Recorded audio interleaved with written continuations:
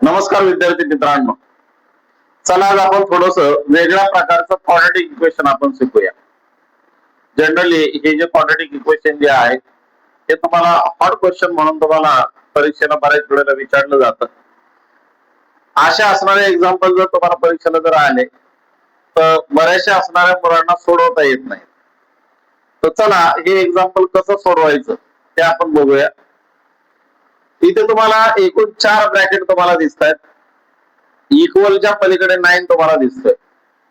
याच्यापासून अगोदर पहिलं क्वाड्रॅटिक इक्वेशन कसं बनवायचं ते आपण पहिलं बघूया. मग यामध्ये पीएल कुठल्या घ्यायच्या. आता हे जे एक्झाम्पल जे आहे प्रत्येक असणारे जे शिक्षक आहेत ते वेगळ्या प्रकारे तुम्हाला सोडून देतील. मी माझ्या पद्धतीने मी तुम्हाला सोडून देण्याचा प्रयत्न करतोय. जे तुम्हाला सोपं वाटेल त्या पद्धतीने तुम्ही सोडवा. माझी पद्धत जर तुम्हाला सोपी वाटली तर माझ्या पद्धतीने सोडवा. इतर शिक्षकांच्या पद्धत जर तुम्हाला सोपी जर वाटली तर त्यांच्या पद्धतीने सोडवा. चला आता इथे तुम्हाला एकूण 4 ब्रॅकेट तुम्हाला बघायला मिळत आहेत. एका ब्रॅकेटने दुसऱ्या ब्रॅकेटला मल्टिप्लाय जर केलं तर तुम्हाला क्वाड्रॅटिक इक्वेशन तुम्हाला मिळतं. परंतु या ब्रॅकेटने या ब्रॅकेटला मल्टिप्लाय जर आपण केलं किंवा या ब्रॅकेटने या ब्रॅकेटला जर मल्टिप्लाय जर आपण जर केलं तर सेकंड टर्म आपल्याला सेम मिळत नाही. मग सेकंड टर्म सेम मिळवण्यासाठी आपल्याला काय केलं पाहिजे, कुठल्या ब्रॅकेटने कुठल्या ब्रॅकेटला मल्टिप्लाय केलं पाहिजे हे सर्वात पहिलं समजून घ्या. जर तुम्ही इथे सेकंड टर्म जर बघितल्या, प्रत्येक ब्रॅकेट मधल्या जर सेकंड टर्म जर बघितल्या तर या रिअल नंबर्स आहेत. इथे 3 आहे, इथे 5 आहे, इथे 7 आहे, इथे 9 आहे. 3 आणि 5 या दोघांची जर ऍडिंग जर केली तर 8 येते. 7 आणि 9 या दोघांची ऍडिंग जर केली तर 16 येते. बरं जर आपण ब्रॅकेट जर चेंज जर केले, जर आपण 3 मध्ये जर 9 जर मिळवला तर दोघांची ऍडिंग जर आपण जर बघितले तर ते 12 येते. 5 मध्ये जर 7 जर आपण जर मिळवले त्या दोघांची ऍडिंग जर केली तर ते पण 12 येते. याचा अर्थ हे जे ब्रॅकेट आहे या ब्रॅकेट बरोबर जाईल आणि हे जे ब्रॅकेट आहे या ब्रॅकेट बरोबर जाईल. मग चला ते ब्रॅकेट आपण त्या ब्रॅकेटच्या शेजारी आपण घेऊया. x + 3 x - 9 x + 5 x + 7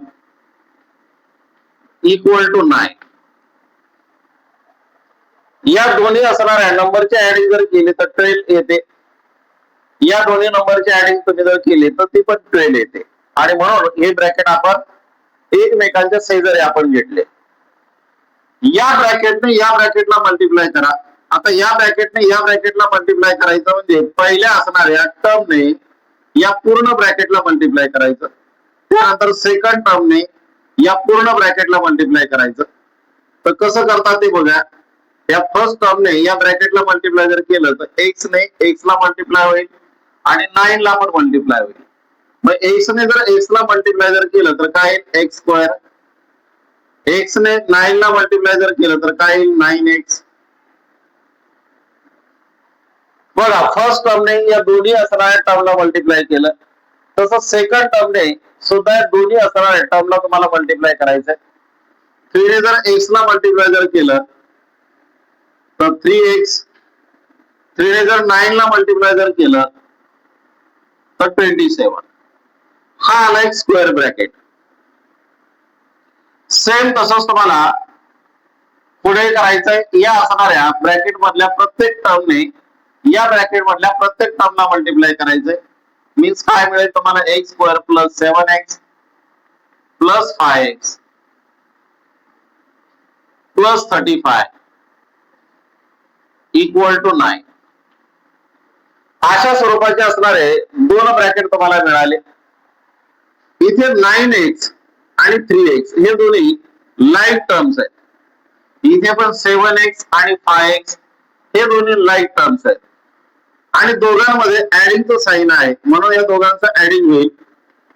means आपल्याला काय मिळेल मग x² + 9x + 3x 12x + 27 bracket complete. Second bracket x square plus 12x plus 35 equal to 9. बघा इथे तुम्हाला क्वाड्रॅटिक इक्वेशन तुम्हाला मिळालं, इथे पण तुम्हाला क्वाड्रॅटिक इक्वेशन तुम्हाला मिळालं. हे दोन क्वाड्रॅटिक इक्वेशन तुम्हाला इथे मिळाले.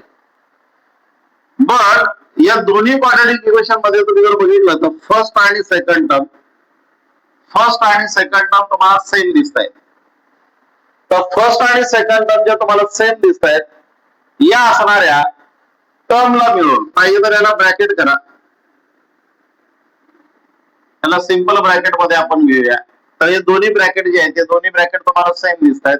या ब्रॅकेटला माना let x square plus 12x equal to m. या ब्रॅकेटला तुम्ही m मानला, मीन्स या ब्रॅकेटच्या जागेवरती आता काय येईल तर m येईल. चला m आपण त्याच्यामध्ये पुट करूया. इन स्क्वेअर ब्रॅकेट, या ब्रॅकेटच्या जागेवरती m plus 27 second bracket m plus 35 equal to 9. पुन्हा आपल्याला दोन ब्रॅकेट मिळाले. दोन ब्रॅकेट मिळाल्यानंतर सेम जसं आपण वरती केलेलं होतं एका ब्रॅकेटने दुसऱ्या ब्रॅकेटला मल्टिप्लाय केलं, तसंच पहिल्या ब्रॅकेट मधल्या प्रत्येक असणाऱ्या टर्मने दुसऱ्या ब्रॅकेट मधल्या प्रत्येक असणाऱ्या टर्मला मल्टिप्लाय करायचं. मीन्स m ने m ला मल्टिप्लाय करायचं. m स्क्वेअर प्लस m ने 35 मल्टिप्लाय करा, 35m प्लस m ने या दोघांना मल्टिप्लाय केलं, तसं 27 ने पुन्हा या दोघांना मल्टिप्लाय करा, 27m प्लस टोटल असणार त्यांचं जे मल्टिप्लिकेशन जे आहे ते येतं 945 इक्वल टू 9. 27 ने 35 ला मल्टिप्लाय केलं, 945 तुम्हाला मिळालं इक्वल टू 9. आता इक्वल 9 आहे, तो जर इकडे राईट साइडला जर लेफ्ट साइडला जर आला तर तो मायनस होईल, कारण तो इथे प्लस आहे. लेफ्ट साइडला आल्यानंतर तो मायनस होईल. त्याचबरोबर इथे 35m आणि 27m हे दोन्ही लाईक टर्म्स आहेत, म्हणून यांची पुन्हा ऍडिंग होईल.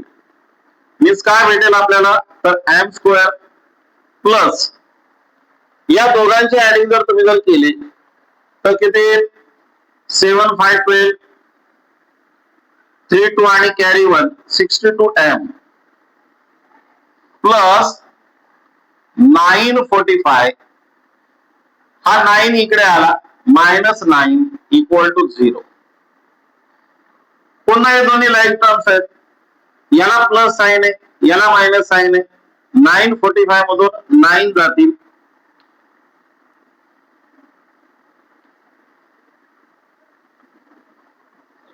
आणि बिग टर्मचं साइन येईल. याच्यामध्ये बिग टर्म आहे 945 म्हणून त्याचं साइन आलं. 945 मधून 9 गेले, किती राहिले तर 936 इक्वल टू 0. अशा स्वरूपाचं एक नवीन क्वाड्रॅटिक इक्वेशन तुम्हाला मिळालं. आता याचे तुम्हाला फॅक्टर पाडायचे. याचे फॅक्टर तुम्ही पाडत असताना तुम्हाला यापूर्वी मी तुम्हाला सांगितलं होतं की याला ज्या वेळेला आपण जनरल फॉर्मशी कम्पेअर करतो त्यावेळेला इथे ए ची व्हॅल्यू आहे, इथे बी ची व्हॅल्यू आहे, इथे सी ची व्हॅल्यू आहे. सेकंड टर्मला जर प्लस साइन असेल, थर्ड टर्मला जर प्लस साइन जर असेल तर हा जो बी जो आहे त्या बी एवढे आपल्याला ऍडिंग लागते, आणि ए इंटू सी या दोघांच्या मल्टिप्लिकेशन एवढं मल्टिप्लिकेशन आपल्याला लागतं. अशा दोन टर्म्स आपल्याला शोधायच्या. अशा दोन टर्म शोधा, दोन फॅक्टर शोधा की त्या दोन फॅक्टरची ऍडिंग केल्यानंतर 62 येईल, आणि त्याच दोन असणाऱ्या फॅक्टरचं जर आपण मल्टिप्लिकेशन जर केलं तर 636 येईल. तर m square 36m plus 26m plus 936 equal to 0. बघा या दोघांचं जर तुम्ही ऍडिंग जर केलं 6 6 12 कॅरी 1, तर दोघांचं ऍडिंग जर तुम्ही जर केलं तर ऍडिंग 62 येते. या दोघांचं जर मल्टिप्लिकेशन तुम्ही जर केलं तर 936 एवढा नंबर तुम्हाला मिळतो. आता एकूण इथे तुम्हाला 4 टर्म्स मिळालेले आहेत. 4 टर्म्स पैकी 2-2 टर्मचे असणार तुम्हाला पीएफ तयार करायच्यात. या पीएफ तयार झाल्या, या दोघांमध्ये तुम्हाला काय कॉमन मिळेल तो कॉमन नंबर काढा. तर इथे एम स्क्वेअर आहे. एम स्क्वेअर मीन्स यापूर्वी मी तुम्हाला सांगितले M square means M into M. M स्क्वेअरचा अर्थ काय होतो एम इंटू एम. आणि 36 M means 36 into M means इथे पण एम आहे इथे पण एम आहे. तर एम कॉमन निघेल तर शिल्लक काय राहिला एम कॉमन निघाला, शिल्लक राहिला एक एम प्लस इथला एम कॉमन निघाला, शिल्लक राहिला 36. सेम इथे तसंच इथे 26 आहे into m plus 936. 936 means 36 into 26 means 936 चे फॅक्टर काय पडतात 36 इंटू 26. तर इथे पण 26 आहे इथे 26 आहे. मग 26 इथे कॉमन निघेल. सेकंड ब्रॅकेट मध्ये राहील m plus 36 equal to 0. M plus 36 equal to 0. आता या दोन्ही ठिकाणी जर तुम्ही जर बघितलं तर हा एक असणार आहे एकपदी आहे, ही दुसरी एकपदी आहे मोनोमियल आहे. तर या दोन्ही असणाऱ्या मोनोमियल मध्ये दोन्ही मिळून बायनोमियल होतं, परंतु ही सेपरेट एक मोनोमियल आहे, ही सेपरेट एक मोनोमियल आहे. या दोन्ही असणाऱ्या मोनोमियल मध्ये आपण जर बघितलं तर हे जे ब्रॅकेट आहे हे ब्रॅकेट दोन्हीकडे पण तुम्हाला बघायला मिळतं. तर हे जे ब्रॅकेट आहे ब्रॅकेट कॉमन काढा. M plus 36 bracket complete. जे शिल्लक राहिला आता काय शिल्लक राहिला तर इथे एम शिल्लक राहिला इथे 26 शिल्लक राहिला. तर सेकंड ब्रॅकेट मध्ये घ्या एम प्लस 26 इक्वल टू 0. अशा स्वरूपाचे दोन ब्रॅकेट तुम्हाला इथे मिळाले. आता दोन जे ब्रॅकेट तुम्हाला मिळाले हे सेपरेट करूया आता आपण. चला आपण या साईडला आता आपण घेऊया.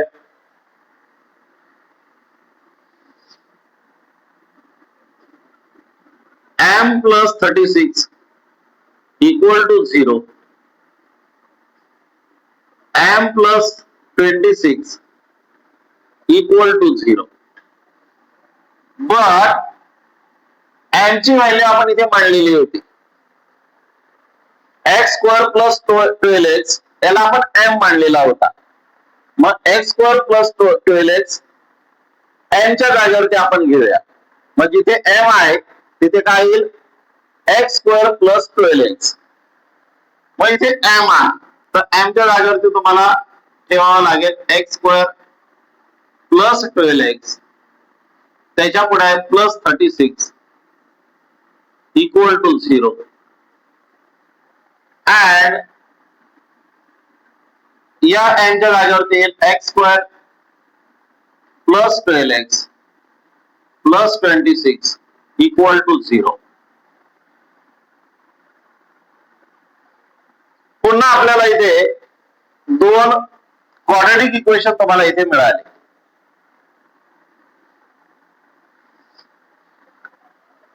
दोन क्वाड्रॅटिक इक्वेशन तुम्हाला इथे मिळाले. आता हा क्वाड्रॅटिक इक्वेशन याचे फॅक्टरायझेशन आपल्याला करायचं. या क्वाड्रॅटिक इक्वेशनचे फॅक्टरायझेशन आपल्याला करायचं. आता या क्वाड्रॅटिक इक्वेशनचे फॅक्टराइज आपण जर केले तर हा जो 12 नंबर तुम्हाला दिसतोय ते प्लस प्लस असल्यामुळे असा नंबर असे फॅक्टर्स आपल्याला शोधावे लागतील की ज्यांची ऍडिंग आपण जर केली तर 12 येईल. त्यांचं जर मल्टिप्लिकेशन जर केलं तर 36 आपल्याला भेटेल.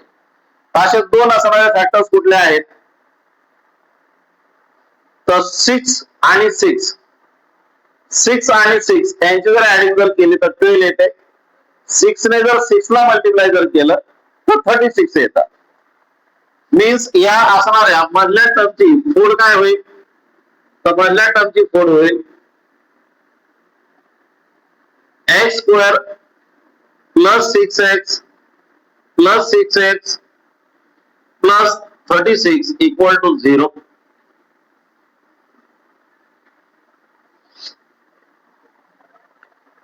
सेम इथे तसंच, इथे प्लस साइन आहे, इथे प्लस साइन आहे. आपल्याला असे दोन फॅक्टर शोधायचे की ज्यांचे ऍडिंग आपण जर केले तर 12 येईल आणि जर त्यांचाच मल्टिप्लिकेशन जर केलं तर 26 आपल्याला भेटेल. पण असे कुठले असणारे फॅक्टर्स आपल्याला मिळत नाहीत.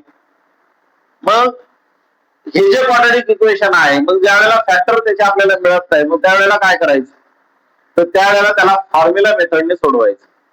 तर चला पहिले आपण याचे फॅक्टर्स आपण काढून घेऊया, त्यानंतर आपण त्याला सॉल्व्ह करूया. आता इथे जर तुम्ही जर बघितलं तर पुन्हा इथे 4 टर्म्स तुम्हाला मिळाल्या, म्हणून 2-2 टर्मच्या असणाऱ्या पेयर्स आपण तयार केल्या. या दोघांमध्ये काय कॉमन आहे ते बघा.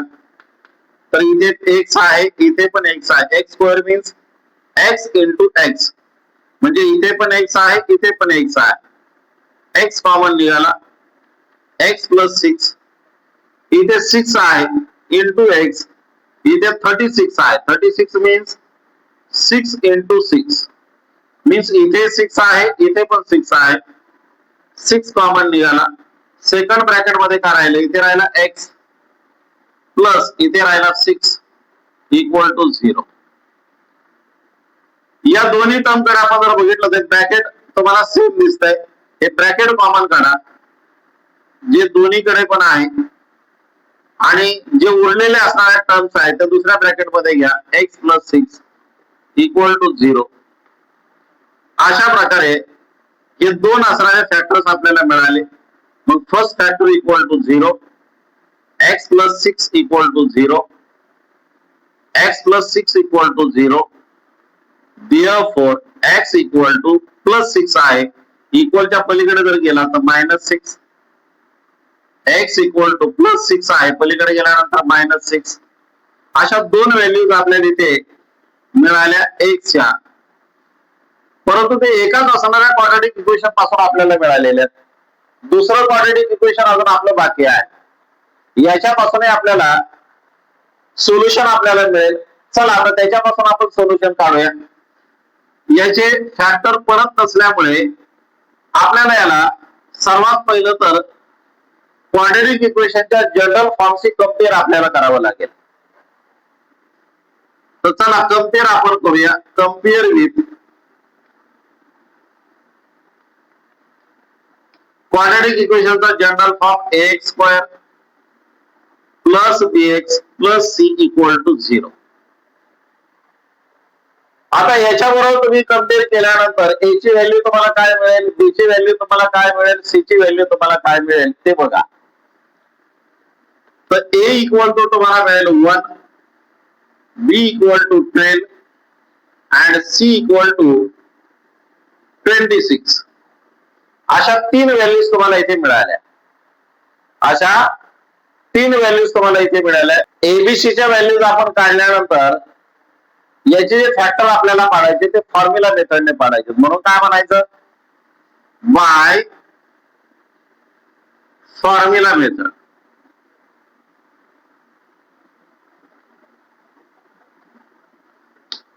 आणि मग फॉर्म्युला मेथडचा फॉर्म्युला लिहायचा x equal to minus b plus minus in root B square minus 4ac upon 2a. हा फॉर्म्युला मेथडचा फॉर्म्युला आहे. बघा याच्यामध्ये काय आलंय, तर ए आलेला आहे, बी आलेला आहे, सी आलेला आहे. एबीसीच्या किमती आपण वरती काढलेल्या आहेत, त्या फक्त याच्यामध्ये काय करायच्या तुम्हाला पुट करायच्या. तर चला आपण याच्यामध्ये त्याचे जे व्हॅल्यूज आहेत त्या व्हॅल्यूज काय करूया, पुट करून घेऊया.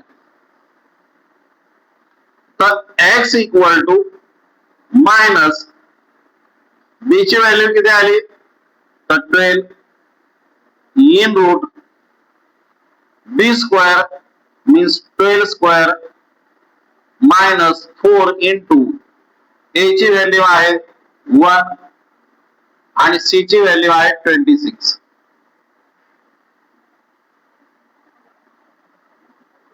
Upon 2 into A means 2 into 1.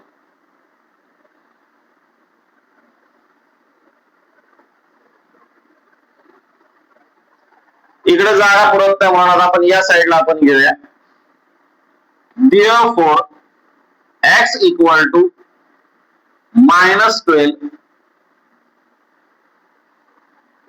Sorry ते प्लस मायनस आपला बाकी राहिला होता. -12 plus minus -12 plus minus in root 12 चा स्क्वेअर 144 मायनस 4 into 1 into 26. या सर्वांचं जर आपण जर मल्टिप्लिकेशन जर केलं तर ते किती येतं? तर ते येतं 104 bye 2 into 1 2. Therefore x equal to minus x equal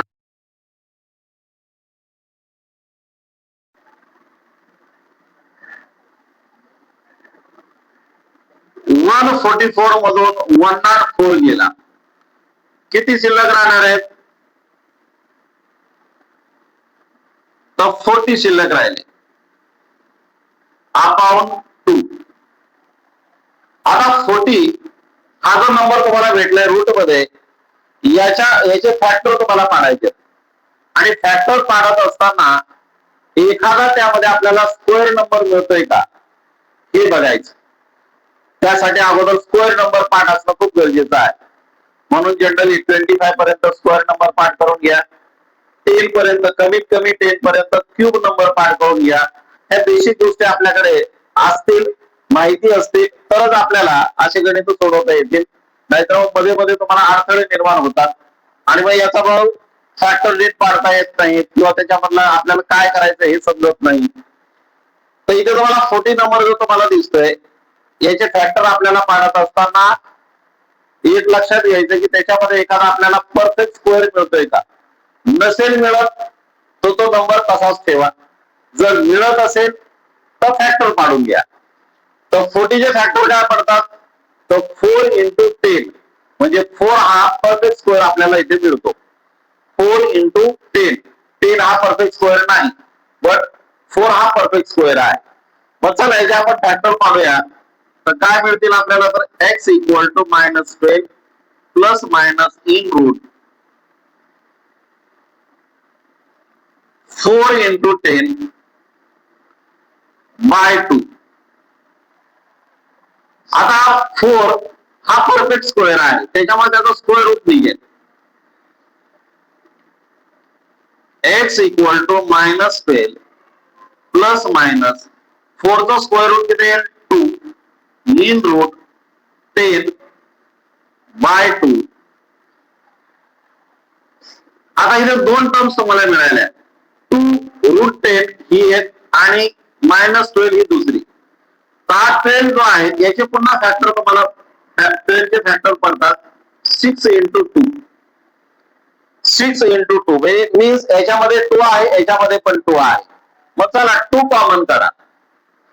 जर तुम्ही 2 कॉमन जर काढला तर काय मिळेल तुम्हाला? x equal to 2 in bracket 12 चे फॅक्टर पडले 6 into 2. 2 कॉमन निघाला, शिल्लक राहिला -6 plus minus in root 10 bracket complete by 2. तर हा 2 आणि हा 2 कॅन्सल झाला. मग एक्सच्या पुन्हा आपल्याला दोन व्हॅल्यूज आपल्याला इथे मिळतात. -6 plus in root 10 and x equal to -6 minus in root 10. तर ह्या पुन्हा दोन असणारे फॅक्टर्स आपल्याला इथे मिळाले. याचं सोल्युशन आपल्याला मिळालं. म्हणजे टोटल एक्सच्या व्हॅल्यू आपल्याला किती मिळाल्या? तर टोटल आपल्याला एक्सच्या व्हॅल्यू मिळाल्या 4. एक इथे, या दोन इथे मिळाल्या आणि 2 इथे मिळाल्या. आणि मग खाली सोल्युशन म्हणून त्याचा आन्सर लिहा. चारही असणारे जे आन्सर्स आहेत हे खाली लिहा. प्रकारे हे जे एक्झाम्पल्स आहेत ते एक्झाम्पल तुम्हाला सॉल्व्ह करता येतात. वारंवार याची प्रॅक्टिस करा तर तुम्हाला येतील. प्रॅक्टिस नाही केली तर येणार नाही. त्यासाठी फॉर्म्युले पाठांतर असले पाहिजे. त्यानंतर तुम्हाला क्वाड्रेटिक इक्वेशन सॉल्व्ह करता आलं पाहिजे. त्यानंतर जसं मी तुम्हाला सांगितलं तसं स्क्वेअर नंबर तुमच्या पाठ असले पाहिजेत. ह्या सगळ्या गोष्टी जर तुमच्याकडे जर असतील, त्यानंतर साइन तुम्हाला नीट समजले पाहिजे. साइनचा व्हिडिओ मी अगोदरच्या असणाऱ्या अगोदर एकदा टाकलेला आहे, तो नीट बघून घ्या. बऱ्याच असणाऱ्या 10 पर्यंत आल्यानंतर बऱ्याचशा मुलांना साइन कळत नाहीत, स्क्वेअर नंबर पाठ नसतात, क्यूब पाठ नसतात. तरी सगळ्या गोष्टी जे बेसिकचे जे आहेत त्या बेसिक गोष्टी सगळ्या करून घ्या. बेसिकचे व्हिडिओ मी टाकलेले ते नक्की बघा. जर तुम्हाला बेसिक जर आलं तर तुम्हाला पुढचे असणारे जे काही गोष्टी ज्या आहेत किंवा प्रत्येक असणाऱ्या वर्गानुसार बदलणारे जे गणित आहेत ते तुम्हाला समजतील, अन्यथा तुम्हाला समजणार नाही. आणि त्यामुळे पहिलं बेसिक वरती नीट भर द्या. ज्यांचं बेसिक कम्प्लीट आहे त्यांनी अशा स्वरूपाचे असणारे जे हॉट क्वेश्चन्स आहेत किंवा थोडेसे गोंधळात टाकणारी जी गणित तुम्हाला जे आहेत अशा असणाऱ्या गणितांची प्रॅक्टिस जास्तीत जास्त करा. एवढं बोलून मी थांबतो. धन्यवाद.